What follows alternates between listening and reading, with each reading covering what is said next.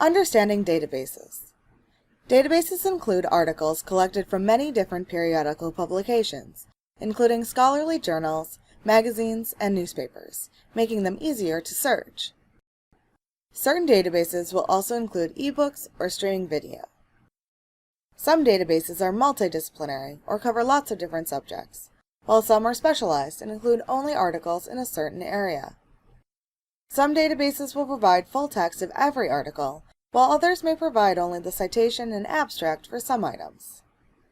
To get started, look for the database icon on the library homepage. From here, you can see the most popular multi-subject databases, or use the drop-down menu to see recommended databases grouped by subject.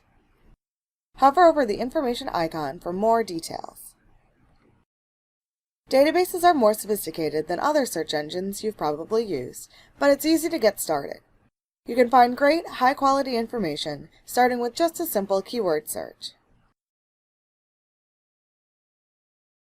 If you want to take your searching to the next level, try out some of the search options, like limiting by date, to only full-text or scholarly articles, or experimenting with subject terms.